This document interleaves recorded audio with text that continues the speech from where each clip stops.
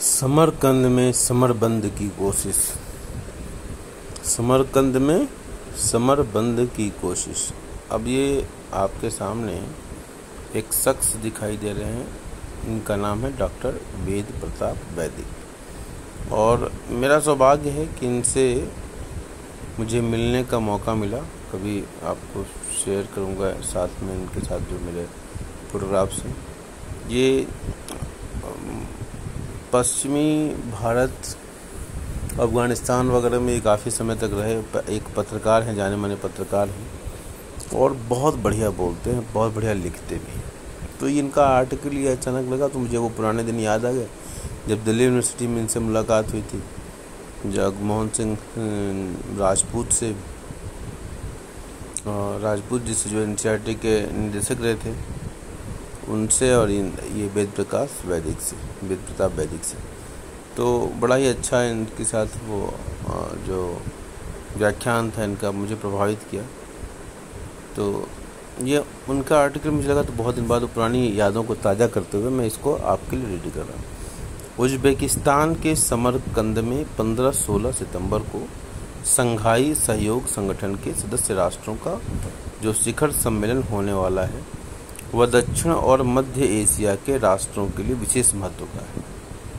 यूँ तो यह संगठन 2001 में स्थापित हुआ था, लेकिन इस बार इसकी अध्यक्षता भारत करेगा, और अपने अध्यक्षीय कार्यकाल में अब भारत को अन्य राष्ट्रों के साथ चीन और पाकिस्तान से भी सीधे बातचीत करनी होगी। शायद यह भी कारण रहा हो कि चीन और भारत ने मिलकर पूर्वी लद्दाख से अपनी सेनाएं पीछे हटाने की घोषणा की। यह शिखर सम्मेलन उज़्बेकिस्तान के ऐतिहासिक शहर समरकंद में होने वाला है। समरकंद का भारत से गहरा संबंध रहा है। समरकंद का बड़ा ऐतिहासिक महत्व है। यूँ तो ताशकंद प्रधानमंत्री लाल बहादुर शास्त्री गए थे। भारत पाकिस्तान समझौते के बाद 1966 में वहीं उनका निधन हो गया। आप कभी मौका मिले तो ताशकंद फाइल जरूर देखिए। तो प्रधानमंत्री नरसिम्हा राव ताशकंद के साथ समरकंद भी गए थे।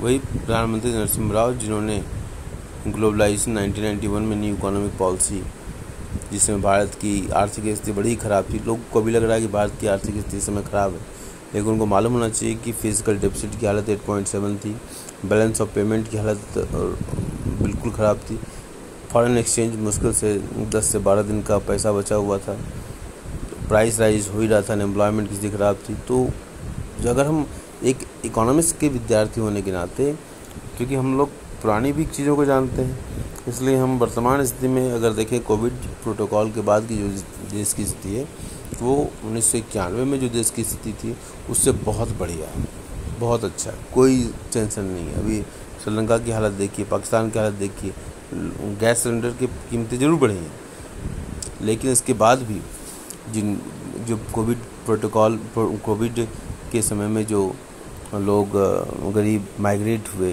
दिल्ली से बहुत सारे उत्तर प्रदेश और बिहार के लोग चले गए क्या मजबूरी में जाना पड़ा, तो उसको फ्री भोजन देना, ये पूरे भारतवर्ष में, और विशेषकर मैं चूँकि उत्तर प्रदेश का रहने वाला हूँ तो मैं उत्तर प्रदेश को बड़ी अच्छी तरीके से देख रहा हूँ, समझ रहा हूँ। तो अब आते हैं वापस टॉपिक के ऊपर। प्रधानमंत्री नरसिम्हा राव ताशकंद के साथ समरकंद भी गए थे। उनके बाद कुछ दिनों तक मुझे भी वहाँ रहने का मौका मिला। समरकंद के मुझे वेद प्रकाश वैदिक लिख रहे हैं, समरकंद के सुंदर शहर में यदि इन पड़ोसी राष्ट्रों के बीच विश्वसनीय सद्भाव कायम हो जाए तो इनके बीच चल रहे कूटनीतिक और राजनीतिक समरबंद हो सकता है। समरकंद में पाकिस्तान के प्रधानमंत्री शहबाज शरीफ, चीन के शी जिनपिंग और भारत के नरेंद्र मोदी की सामूहिक भेंट के अलावा यदि द्विपक्षीय भेंट हो गई तो इसके परिणाम काफ़ी सकारात्मक हो सकते हैं। इन तीनों देशों के नेताओं की भेंट हुए अब 3 साल हो गए हैं। इस बीच भारत के संबंध इन देशों के साथ काफ़ी खटाई में पड़ गए हैं। शंघाई सहयोग संगठन के इस समय 8 सदस्य हैं। चीन, भारत, रूस, यही 3 मुख्य सदस्य हैं। कजाकिस्तान, किर्गिस्तान, ताजिकिस्तान, उज़्बेकिस्तान और पाकिस्तान, इसके 4 पर्यवेक्षक राष्ट्र हैं। ईरान, अफगानिस्तान, बेलारूस और मंगोलिया 4 पर्यवेक्षक राष्ट्र। मंगोलिया के साथ चीन का संबंध ठीक नहीं है। अफगानिस्तान में तो जानते ही हैं कौन, तालिबान जी हैं। और ईरान के साथ इंडिया के संबंध ठीक रहे, लेकिन ईरान फ्लक्चुएट करता है। चाइना के साथ जब संपर्क में आता है तो इंडिया के साथ थोड़े संपर्क खराब हो जाते हैं। तो ये तो इंटरनेशनल पॉलिटिक्स में चलता है। बेलारूस सो है। 6 राष्ट्र इसके साथ संवाद भागीदार डायलॉग पार्टनर है। इसमें इजिप्ट है, मिस्र, सऊदी अरब, अभी भारत का संबंध ठीक है, कतर कुछ गड़बड़ हुए हैं बीच के समय में, कतर भी शामिल होना चाहते हैं। इस संगठन का मुख्य लक्ष्य मजहबी कट्टरवाद, आतंकवाद और जातीय अलगाववाद से लड़ना है। इसका उद्देश्य आपसी सहयोग बढ़ाना भी है। ये सब लक्ष्य भारत के ही हैं और भारत ने साकार करने में सदा सक्रिय रहता है।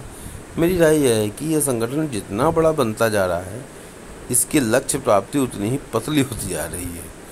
फिर भी इसकी उपयोगिता तो है ही, लेकिन हम जरा सोचें कि दक्षेस अर्थात सार्क तो ठप पड़ा हुआ है, हम इस विरल संगठन के जरिए कितने आगे बढ़ जाएंगे। सार्क में पाकिस्तान का रोल जानते ही हैं, कश्मीर का मुद्दा उठा देगा, बस भारत की तेवरी चढ़ जाएगी। इसके लक्ष्य भी सीमित हैं, इसे चलने दें, लेकिन इससे भी ज़्यादा जरूरी है कि दक्षेस को फिर से जिंदा करना। वह 7 साल से मृत पड़ा हुआ है। मैं तो चाहता हूँ कि दक्षेस के 8 सदस्य राष्ट्रों में से 8 नए राष्ट्रों को जोड़कर एक बड़ा जन दक्षेस पीपल्स सार्क बना दिया जाए, ताकि 5 मध्य एशियाई गणतंत्र म्यांमार, मॉरिशस और ईरान भी इसमें जुड़ जाएं और अराकान से खुरासान तक का आर्यावर्त का यह इलाका, अराकान से खुरासान तक का आर्यावर्त का यह इलाका यूरोपीय संघ से भी अधिक मजबूत बन जाए।